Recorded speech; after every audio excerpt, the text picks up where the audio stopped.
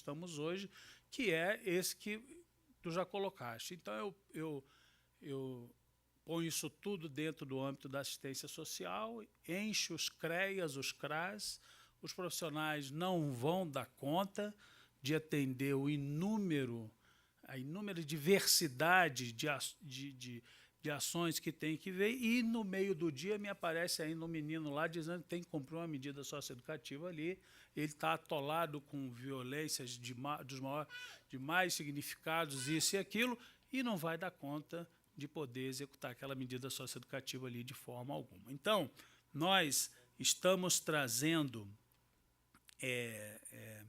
nesse momento agora, essa discussão de que o SINASE, nas estruturas de administração pública, ele deve estar presente no nível de primeiro escalão. Quando eu falei que estamos vivendo um momento importantíssimo, porque nós estamos tendo a oportunidade, nesse momento, de redesenhar essa política. Isso não é qualquer hora que acontece na história das políticas públicas, não. Porque a lei federal, que foi aprovada em 2012, ela disse que o governo federal tinha que fazer um plano nacional por 10 anos. E depois desse plano nacional, os estados e municípios tinham 360 dias, que vence dia 18 de novembro agora, para apresentar seu plano nacional decenal de aplicação das medidas socioeducativas. O plano estadual de São Paulo está em consulta pública. E nós temos que colocar no plano estadual de São Paulo como é que vai ser o cumprimento das medidas das 9 modalidades de atendimento socioeducativo que nós temos no país. 9 modalidades. Então, nós temos 6 medidas e 3 modalidades que nós temos que atender. E que isso tenha uma coordenação única, porque os nossos documentos todos, muito bem escritos, eles colocam que nós temos que trabalhar na perspectiva da intersetorialidade, nós temos que trabalhar na perspectiva da territorialização, nós temos que trabalhar na perspectiva da ação das políticas públicas naqueles territórios para que os adolescentes possam cumprir suas medidas onde eles têm os seus referenciais afetivos, comunitários, familiares, etc., mas quem é que dá concretude a isso? Quem é que alinhava a saúde, a educação, a cultura, a educação profissional, a assistência social na política socioeducativa? Hoje, nós sabemos, ninguém. Por isso, está dividido. Eu jogo isso para a Fundação Casa, o meio fechado, aí fica uma discussão da Fundação Casa com o sistema de justiça, interna, não interna, superlota, não superlota, põe mais, eu ordeno, se não internar eu mando prender, se não sei o quê, muda daqui, volta para lá, não faz isso, entra na justiça para ter aumento de possibilidade de 15% de número de internos, etc. Os funcionários adoecem, não adoecem, substitui, terceiriza, privatiza, fica uma discussão ali, local. Aí você vai lá no Amapá, é a mesma discussão. Você vai lá no Amazonas, é a mesma discussão. Você vai no menor sistema do Brasil, que é Roraima, é a mesma discussão. Então, nós temos que pensar desta forma nacional, e, para isso, nós, em conjunto com os 27 estados, inclusive com uma participação efetiva e de muita contribuição do Estado de São Paulo, nós construímos e lançamos em dezembro do ano passado a Escola Nacional da Socioeducação. Nós abdicamos, interrompemos a prática muito comum de se fazer coisas por convênio de 1 ano, de formação de pessoas que trabalham com a socioeducação, para falar e fazer, como todas as outras políticas, de uma formação permanente de socioeducadores. Todas as pessoas que trabalharem na socioeducação, então, vão ter a sua disposição e obrigação, enquanto trabalhadores, de serem formados para trabalhar com essa especificidade que é a socioeducação. Então, nós estamos organizando a Escola Nacional de Formação com núcleos estaduais. Estava conversando com o Aldo de manhã sobre isso, inclusive disponibilizando para os sindicatos, com cursos à distância junto com a UNB, com certificação junto com a UNB e também com cursos locais com núcleos em cada estado. Então, nós estamos falando de uma política permanente de formação. E como o nosso meio, isso é muito importante, porque todas essas mazelas que a gente vive, esses dramas que nós vivemos dentro da socioeducação, a grande maioria dos nossos profissionais, com quase 100% dos nossos profissionais, são pós-sistema FUNABEM e FEBEM.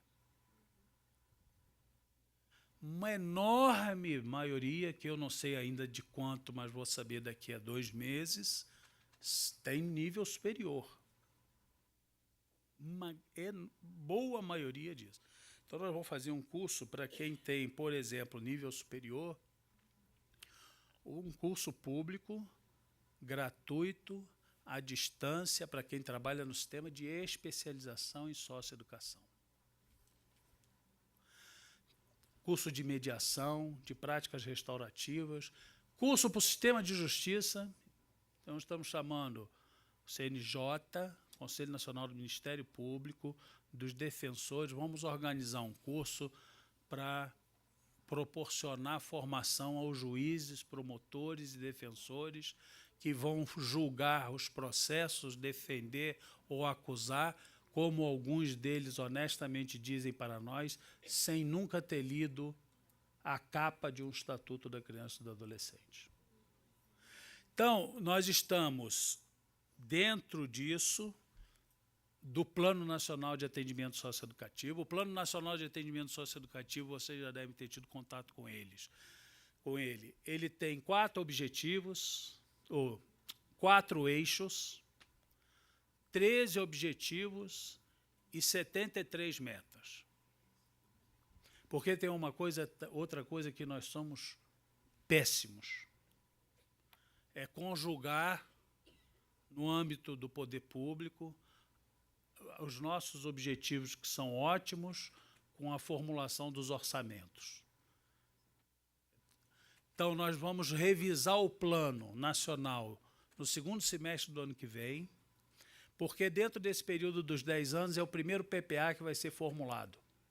Então, nós vamos revisar e já vamos ter que apontar nos estados e no nacional quais são nossos objetivos da socioeducação dos 10 anos que vão ser realizados dentro do primeiro PPA, que vale 4. Ou a gente traduz isso, ou nós vamos ficar reféns de que os 6% que estão envolvidos em atos infracionais em São Paulo são os causadores da violência no estado de São Paulo, que são os adolescentes. Nós vamos ficar reféns dessas propostas que estão aí. Aumenta para 10 anos, diminui para 16 anos. Outro dia, um site aqui, ele é daqui de São Paulo, ligou para nós lá. E se diminuir para 16 anos, o que vocês têm a dizer? Eu falei, eu não tenho nada a dizer, porque 50% dos adolescentes que estão privados de liberdade têm entre 15 e 17 anos.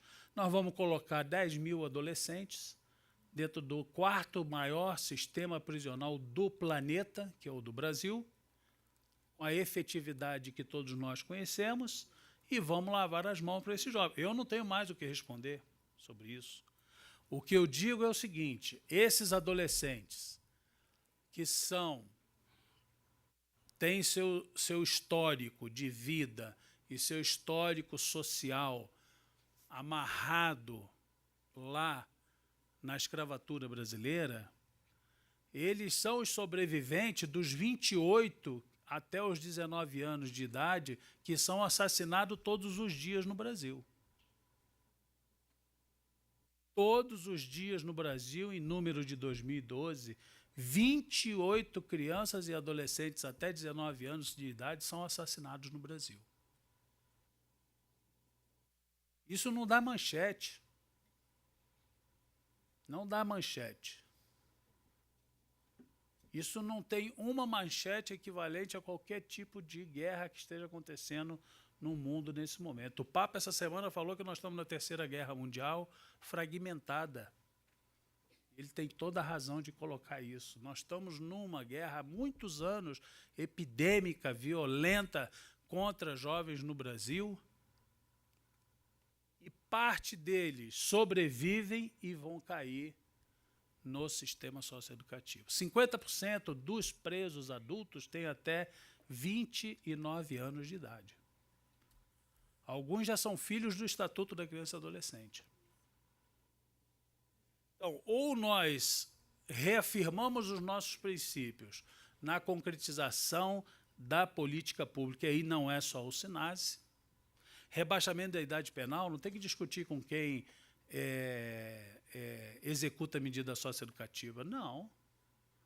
Tem que discutir com quem tem que enfrentar com outras formas a questão do tráfico de drogas e de armas e de pessoas, e não com essa famigerada tática de guerra, que só morre aqueles que a gente já conhece. Não vamos trazer para esse sistema daquilo que nós não temos que dar resposta sobre isso.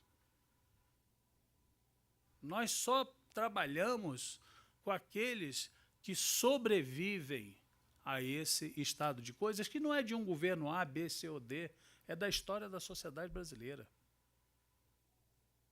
A primeira pergunta que se fez quando os escravos tiveram o seu dia de libertação, o dia seguinte foi: o que vai fazer com eles que estão aqui no meio das ruas? E nós fazemos essa pergunta até hoje. Esse ano, aquele menino que foi amarrado num poste lá no Rio de Janeiro, ele foi culpabilizado, como essa semana agora, aquele jogador de futebol do Santos, ele foi vaiado porque ele era vítima de racismo. E aí, no segundo tempo daquela situação, ele foi vaiado novamente porque ele denunciou um crime. Porque ele era negro. Ele estava ali trabalhando. E quem fez, novamente, foi lá para vaiar porque ele denunciou um crime que foi praticado contra ele. A vítima é culpada. Então, o nosso sistema socioeducativo padece de todas essas questões. Os jovens que estão ali dentro têm ensino fundamental incompleto. Eles não podem sequer, a dificuldade do sistema socioeducativo hoje é colocá-los num curso do Pronatec, porque o curso financiado e que nós temos toda a vaga garantida, a maioria dos cursos do Pronatec exige ensino fundamental completo. E são desses jovens que estão lá dentro, em torno de 65% a 67%, por roubo e por tráfico, por envolvimento com tráfico. E não se sabe dizer desses que estão lá por tráfico que tipo de envolvimento é, né? O levantamento não consegue chegar a esse detalhamento. Não é porque ele é um narcotraficante ou se ele é um dependente daquele. Não sei dizer quanto é, não adianta eu ficar dizendo aqui, eu acho isso. Quem está dentro do sistema socioeducativo brasileiro hoje é por roubo e por tráfico. Patrimônio e envolvimento com tráfico de drogas. Homicídio, no maior sistema do Brasil aqui, num dos levantamentos que eu tive acesso, era insignificante estatisticamente. Então, eu pego 50% do sistema, o homicídio é insignificante. Nunca ultrapassou a 11% na média do Brasil inteiro. Nunca ultrapassou. Então, se nós temos 22 meninos hoje, meninas, dentro do sistema socioeducativo privativo de liberdade, e mais 88 mil cumprindo medidas em meio aberto, então, se 11% disso é que fez atos contra a vida, dariam 2 mil e uns quebrados, eu vou exagerar e vou colocar o dobro disso, então dariam 4 mil meninos que praticaram algum ato contra a vida. Então, esses deveriam estar ali dentro por conta daquilo que a gente organizou enquanto medida socioeducativa, porque são atos gravosos. 4 mil e não 22 mil. 4 mil nem é metade do sistema paulista. 4 mil adolescentes é que, na letra da lei, deveriam estar privados de liberdade no país hoje. Agora, os números vão começar a aparecer com mais detalhamento. O que eu trago aqui como solicitação e convencimento para nós o SINASE é uma política em implantação. Estamos no momento da elaboração dos planos estaduais e municipais e é absolutamente fundamental a categoria de quem trabalha estar envolvido nessa discussão política. A discussão política do Plano Decenal de Atendimento Socioeducativo do Estado de São Paulo não pode ter a mínima chance dos trabalhadores não estarem envolvidos nisso. Então, ele está em fase final, né? E, posteriormente, ele vai para o Conselho Estadual, que é o Conselho Estadual que tem que aprová-lo. Então, eu vou encerrando aqui e agradecendo mais uma vez a vocês. E a nossa perspectiva é essa. Eu sei que nós não vamos conseguir tudo nesse momento, que eu estou dizendo, nós estamos no final de governo, né? Temos eleições, graças a Deus, e aí em janeiro começa um outro governo. Porém, do ponto de vista da coordenação do SINASE, da Secretaria de Direitos Humanos, nós estamos deixando o que a gente chama lá dos trilhos colocados, para o trem poder ter aonde andar. Quais são esses trilhos? Os planos de atendimento, a Escola Nacional de Socioeducação e a execução do maior orçamento da Secretaria de Direitos Humanos, que é o SINASE, em cofinanciamento com os estados e os municípios. Nós temos hoje 2.000 municípios que executam medidas em meio aberto no Brasil. Isso é muita coisa, isso é uma política de muita penetração, de muita influência. Então, com esse momento de redesenho da política, nós não podemos, é a nossa tarefa histórica de reorganizar isso. E nunca pensar num SINASE, seja ele executado através de uma fundação ou por uma secretaria, não importa a instância administrativa, o que importa é qual o lugar que ela tenha. E a indicação que vocês vão estar recebendo no documento de normas de gestão do sistema socioeducativo é que seja numa instância de primeiro escalão da administração pública. Nós queremos estar igual a qualquer outra política pública e não subalternizado como viemos até hoje. Então, muito obrigado e aí a gente fica para o debate.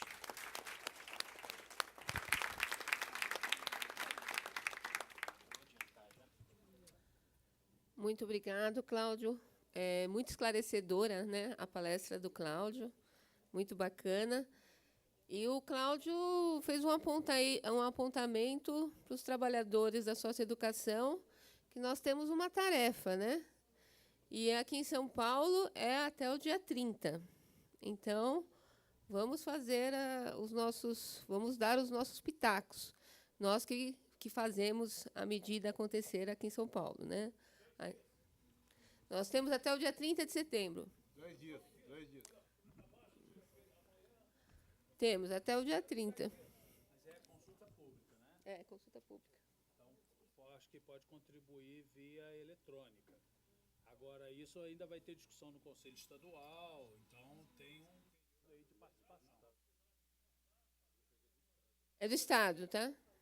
Não, acho que eu tenho a impressão que agora é direto. Lá no site entra direto e faz a contribuição. O site da Fundação Casa, né, está aberto para a gente fazer a contribuição.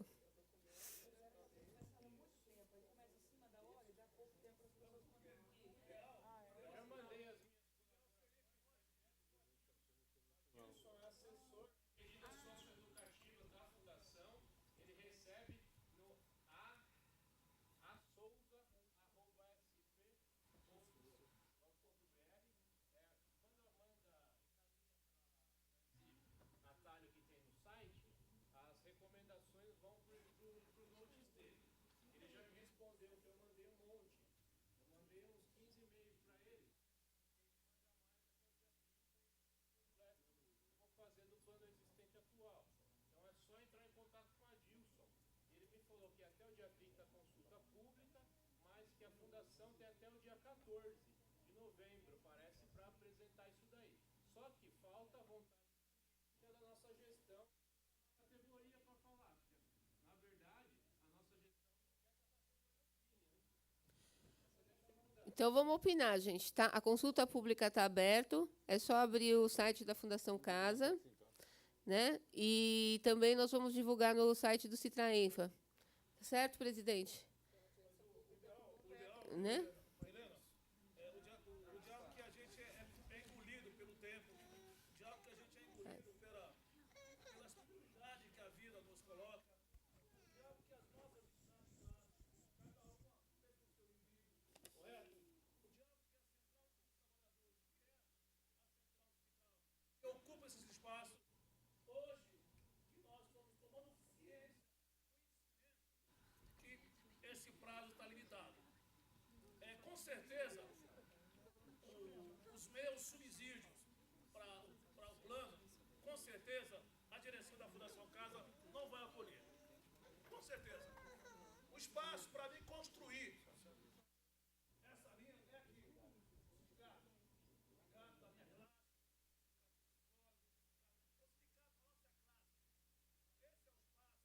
Que aí nós temos um poder político para fazer as negociações,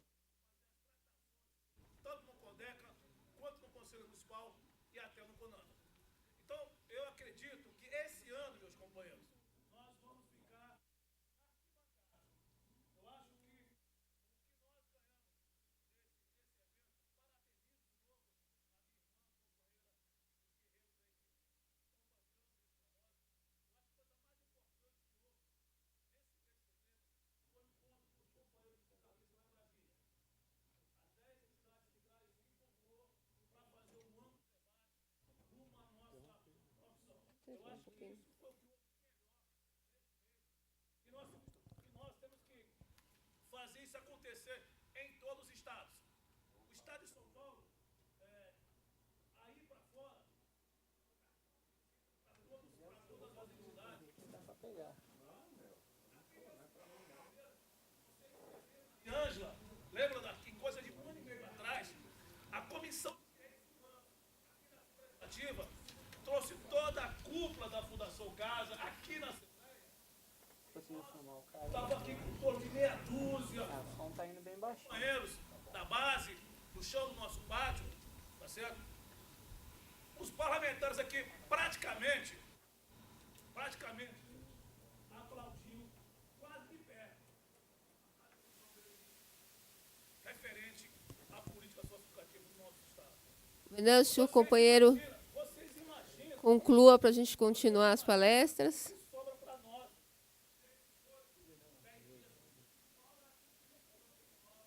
Vamos encaminharmos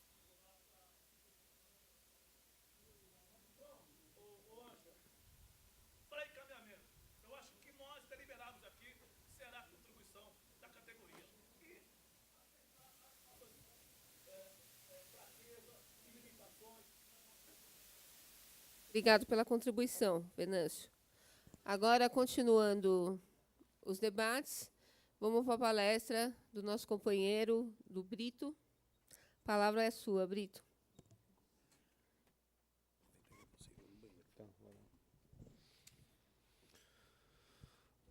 Bom, primeiramente, uma boa tarde a todos os companheiros e companheiras aí. Bom, pessoal, eu vou ser bem sincero. Eu ouvi muita coisa de manhã, ouvi muita coisa agora à tarde também. E com todo o respeito da Tavênia a todas as autoridades presentes, doutor Elcio, doutor Roberto de manhã, doutor Malheiros. Mas eu tenho outra história para contar aqui. Que talvez a minha história não seja tão boa quanto a que eles estão contando. E aí, a culpa não é do adolescente. A culpa é de uma estrutura que é a estrutura política. E aí a gente vai desde governo nacional até governos estaduais e, inclusive, políticas municipais. Né? Então, eu peço todo respeito, né? Para poder divergir e poder pontuar algumas questões referentes às políticas que estão sendo tratadas nessa mesa hoje, né? Inclusive, vi aqui companheiro falar de banda podre, eu nunca ouvi isso, né? Isso eu nunca ouvi. Eu já fui em vários debates, tanto com o pessoal dos direitos humanos, pessoal das entidades, pessoal, sabe, nunca ouvi esse negócio de banda podre. Para mim é uma novidade. E assim, para quem não me conhece, sou o Brito, tenho um curso de magistério, são 4 anos, sou professor, né, de magistério, que é ensino fundamental.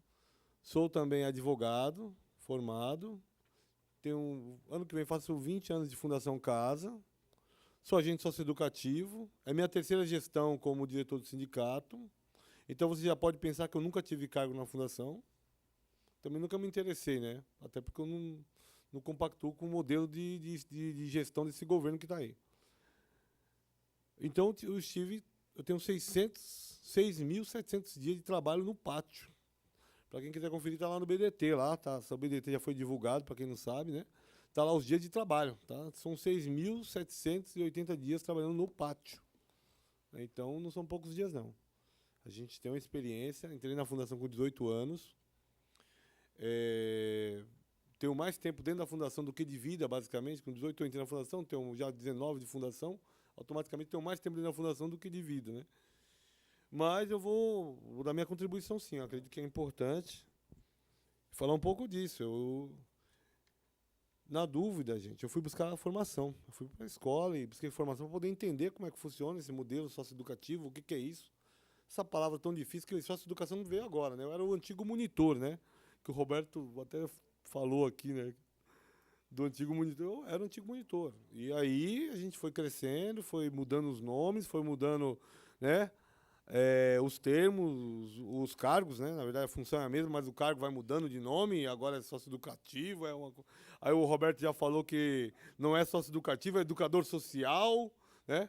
Quer dizer, bom, mas eu não estou aqui para discutir a questão da nomenclatura do cargo. Eu estou aqui para discutir a função socioeducativa.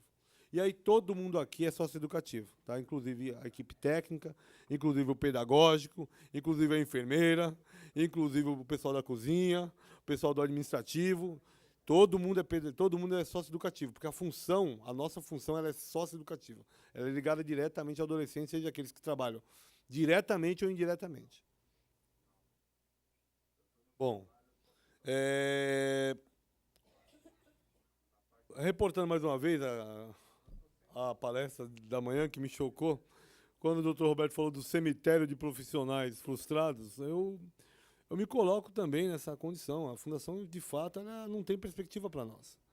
Ela não tem uma proposta de carreira, não tem nada, né? Se você quiser, no máximo, você vai ser um coordenador de equipe, ou então uma coordenadora pedagógica, ou encarregada administrativa, olha lá.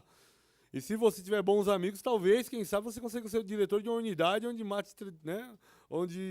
aconteça de tudo, né? Porque se não tiver um padrinho lá de cima, você não vai pegar a unidade boa, né? Você vai pegar sempre aquela unidade mais problemática, né? Se você quiser. E assim, essa é a verdade, né? Infelizmente não tem carreira para nós. Não tem carreira. A carreira tá com venâncio aí, 13 mil dias.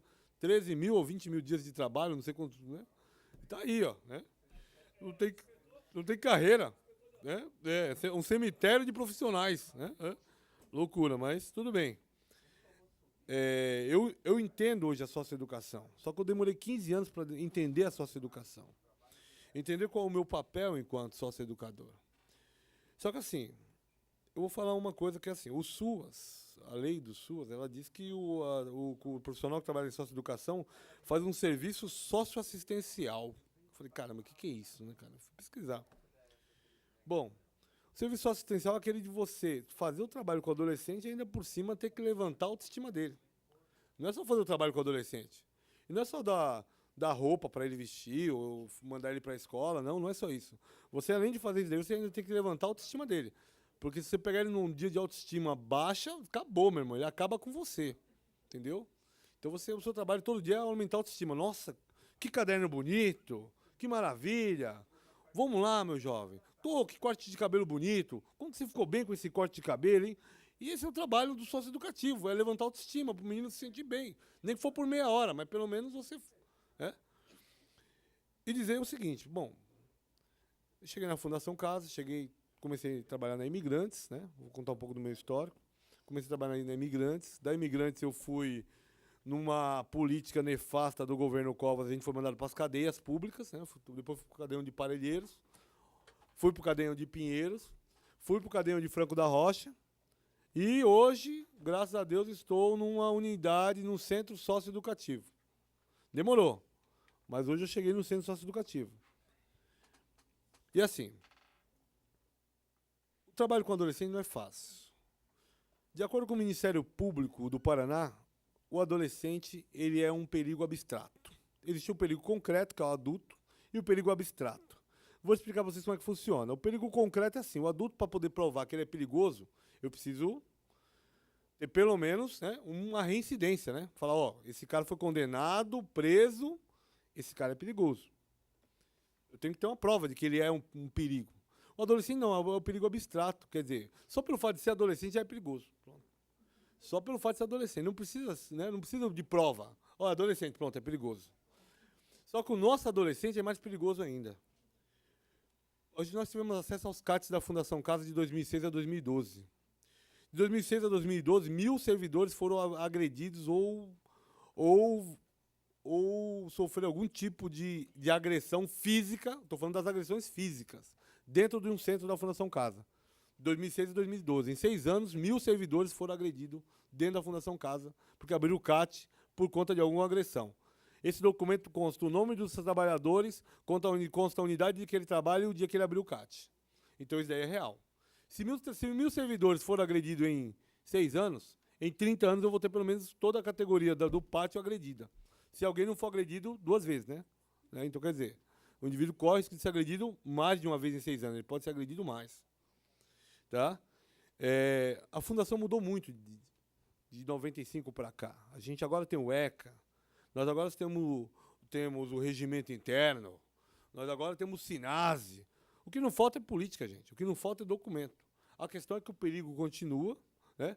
Não temos uma saída para as unidades que estão superlotadas. O Ministério Público acabou de fazer um documento aí e colocou do perigo que é a unidade superlotada. Por quê? Unidade superlotada.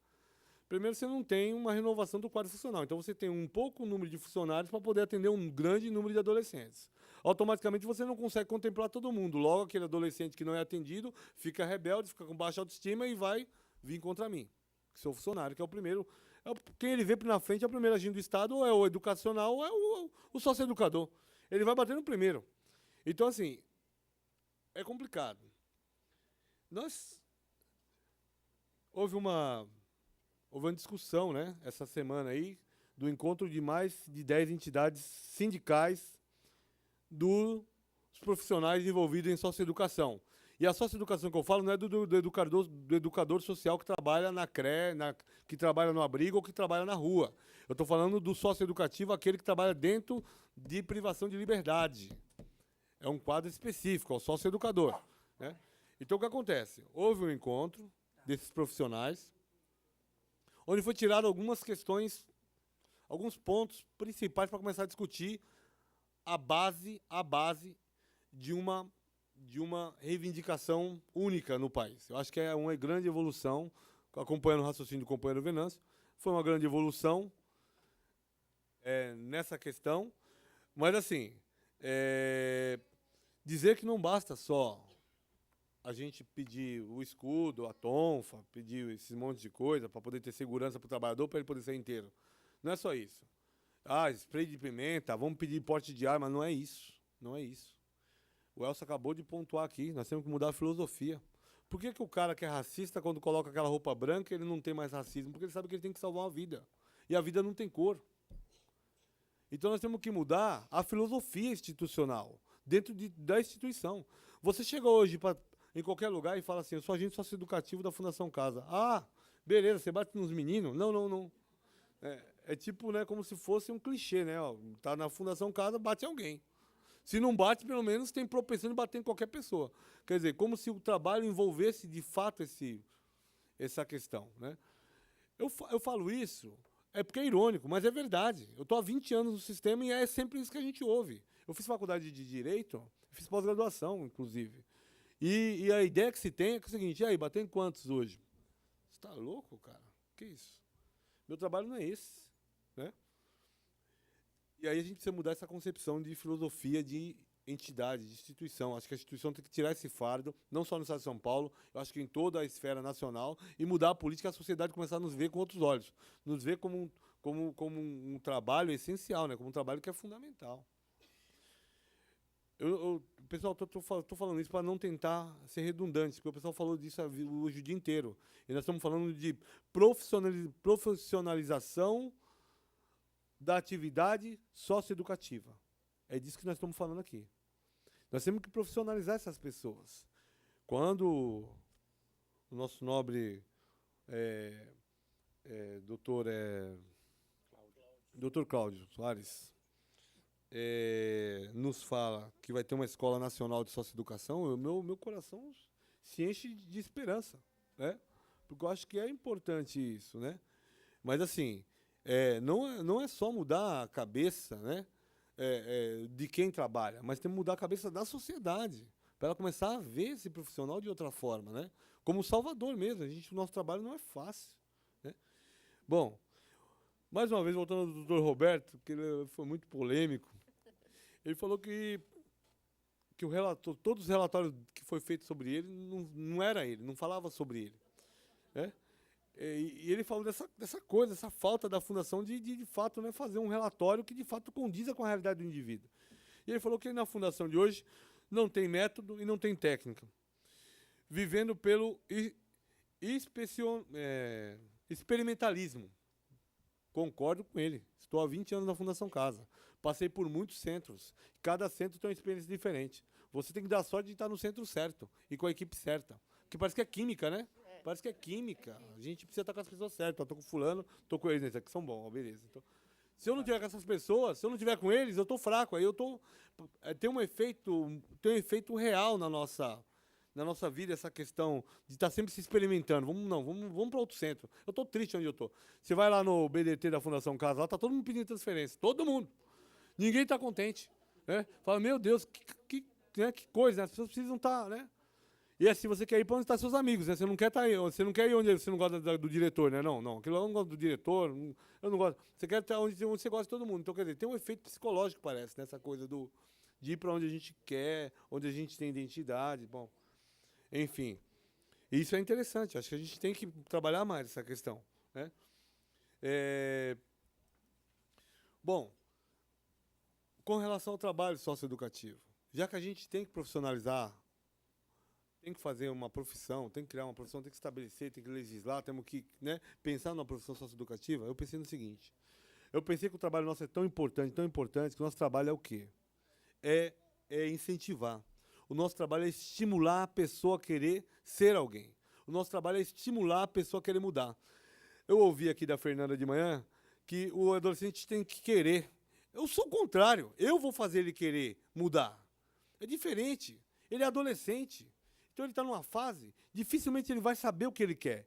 Mas eu, enquanto adulto, enquanto pessoa que estou ali para fazer um trabalho, né, de convencimento e de ressocialização, porque o trabalho de ressocialização não é fácil, você precisa convencer o indivíduo que ele precisa voltar à realidade, voltar à sociedade. Não é fácil, eu não estou falando que é fácil. Mas tem um negócio chamado neurolinguística, não sei se vocês já ouviram falar em neurolinguística. É o trabalho de se autoconvencer, né? O trabalho de autoconvencer, ele é feito por estímulo. Se você tem um psicólogo que convence, você tem um educador, um educacional que convence, você tem um funcionário de pátio que quer convencer o menino, automaticamente esse menino vai falar, nossa, quanta gente tem trabalhando em prol a mim, por que eu não vou mudar? Eu preciso mudar. Esse é um primeiro passo, pessoal. O segundo passo é ter lá fora uma oportunidade. Não adianta a gente convencer o menino lá dentro enquanto ele está preso durante 3 anos e depois chegar lá fora e ele encontrar lá, né, a realidade dele, que é uma realidade difícil muitas vezes. Muitas vezes a gente tem adolescente aí que está envolvido há muitos anos, muitas vezes gerações no crime, né? A gente fala do tráfico, tem muito adolescente preso por tráfico, concordo, mas o tráfico também é o que mais mata também esses jovens. E não só isso. muitos jovens desses que estão no tráfico, são tidos como gerentes, né? Gerentes, são perigosos, né? Eu peguei uma carta de um adolescente que ele falava, mandava alguém matar o funcionário, porque o funcionário não foi legal com ele, tirou ele, não sei o quê. Sabe, é ruim isso daí, né? A gente precisa não só fazer um trabalho dentro da fundação, mas um trabalho fora também. Você tem o traficante levando o menino lá na porta da LA, lá, para poder fazer uma medida, cumprir medida, pô. Que isso? Sacanagem, meu. O cara vai completamente contra o trabalho que nós estamos fazendo. A gente está fazendo um trabalho de reestruturação do menino, vai lá o traficante levar o menino lá na porta da semi-liberdade. Infelizmente, assim, a gente não tem uma política para esse tipo de coisa. Vai fazer o quê com o cara? Quer dizer, né? Vamos prender, não tem como. Quer dizer, a gente sabe que o cara é traficante, mas não, bom, quem vai prender o cara vai ser a lei. Bom, esse é um segundo ponto, né? Terceiro ponto seria aquela questão que aí a gente tem que ter mecanismos, né, para poder garantir a questão do controle do bullying, que é muito alto dentro da Fundação Casa. Talvez muitos colegas não percebam, mas tem muito bullying dentro da Fundação Casa. A questão da alienação parental. Nós temos muito adolescente alienado parentalmente. Para quem não sabe, isso é uma doença, tá? Desenvolve uma série de problemas psicológicos dentro na pessoa que sofre alienação parental, né? E aí eu parto do princípio que o profissional envolvido nesse mercado de trabalho, né, precisa estar bem preparado. Ele tem que ser muito forte para poder estar bem preparado para o que ele vai enfrentar, né?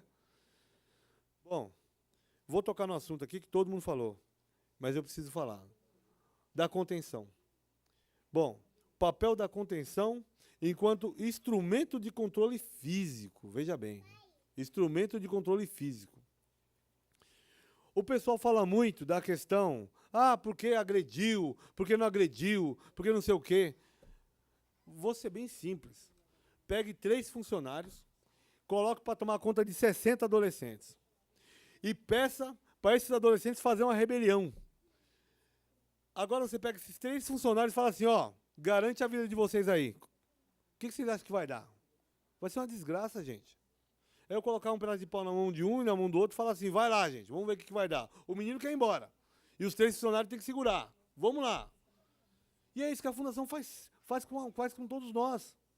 E eu não estou falando só no estado de São Paulo, estou falando em todos os estados. Ela faz exatamente isso, gente.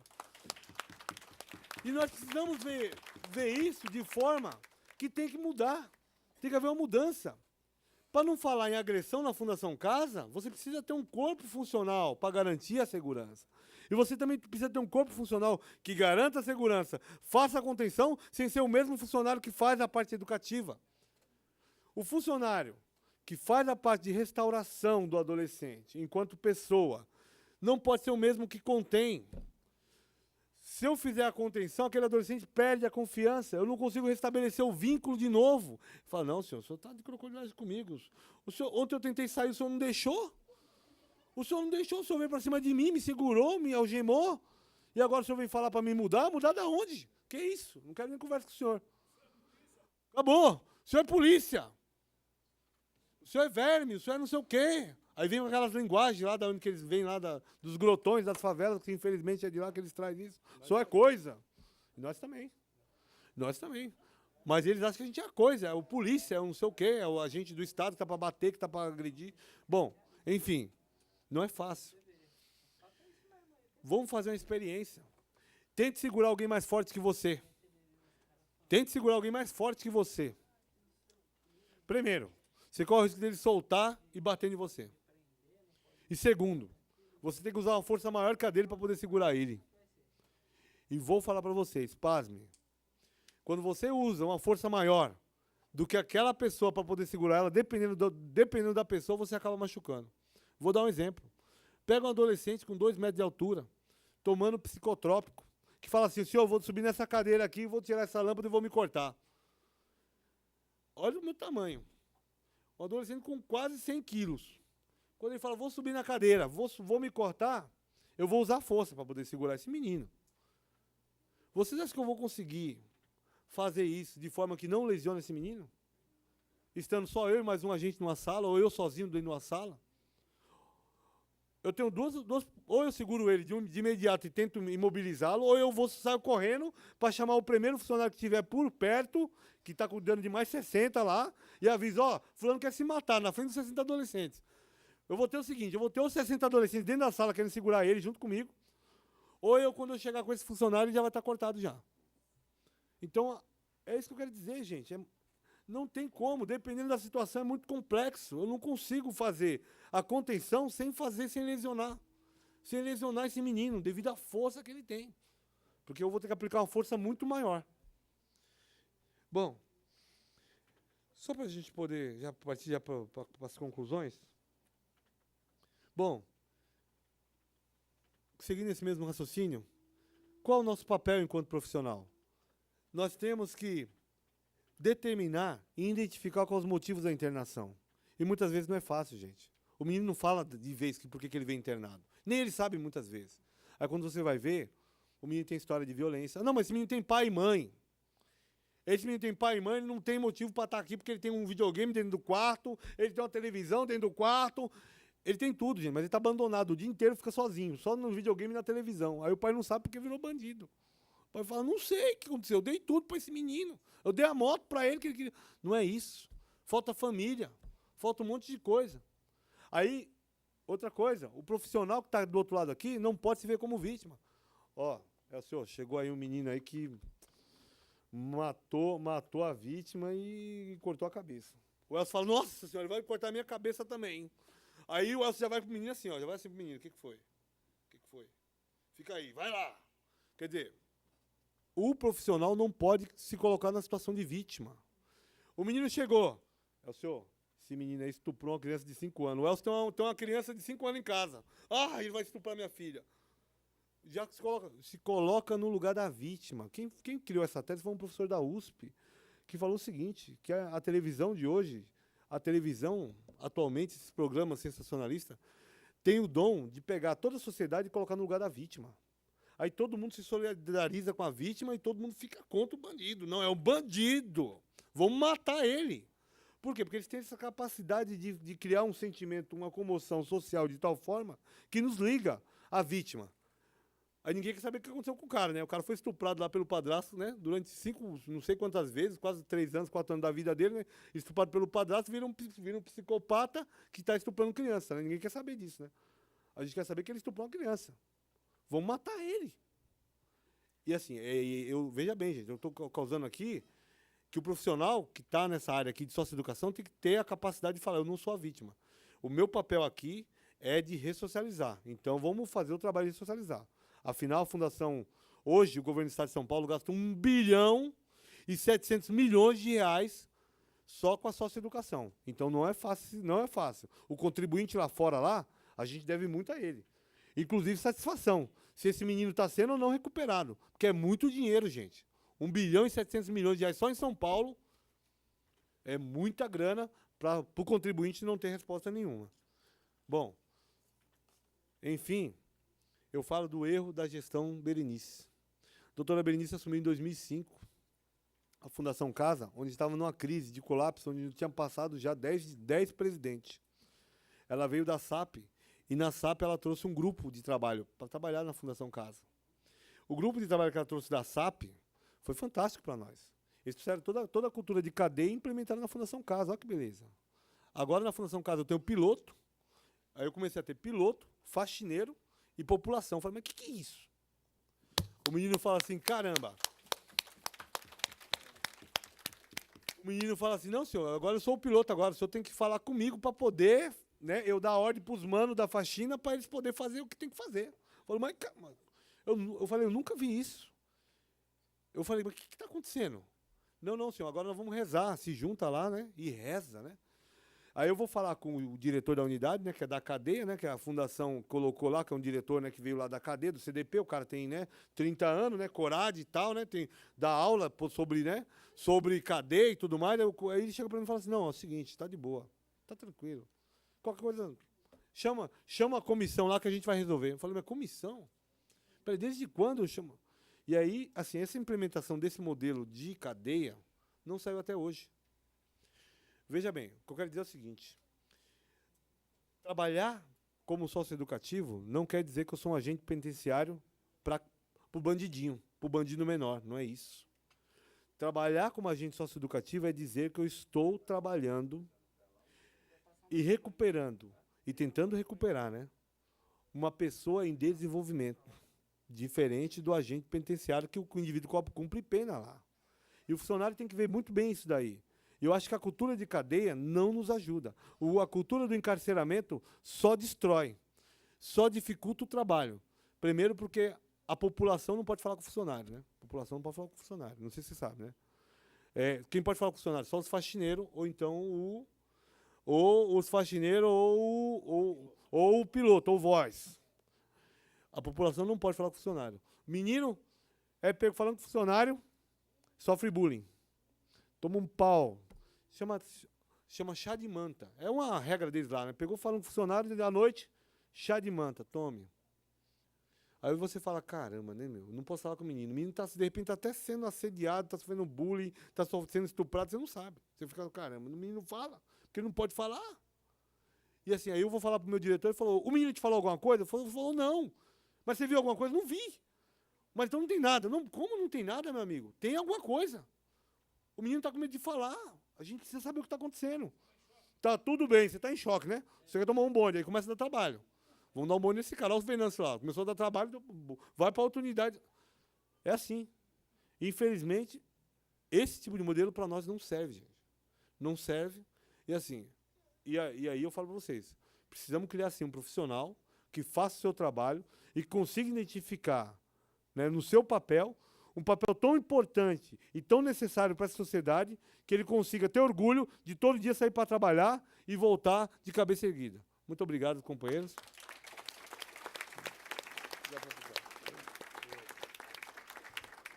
O companheiro Brito, que sempre traz, né, com muita emoção, o chão do pátio, né, com o conhecimento da causa.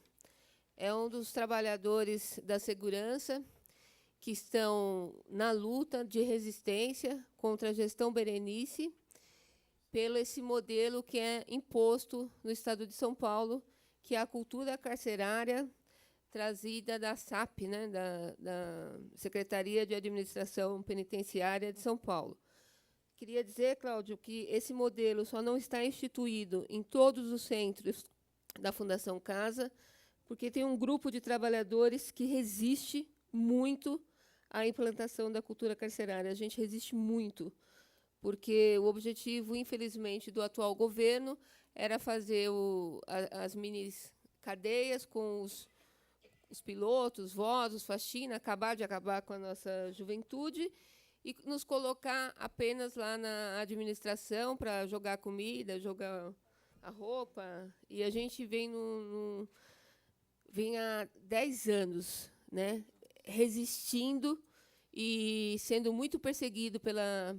Não posso deixar de citar isso na presença do Cláudio, para ele tomar ciência. A gente é muito perseguido pela gestão Berenice. O grande exemplo de perseguição nesse momento é o companheiro Venâncio. E outros companheiros, apenas em nome dele, faço essa citação, o companheiro Venâncio, o companheiro Adriano. E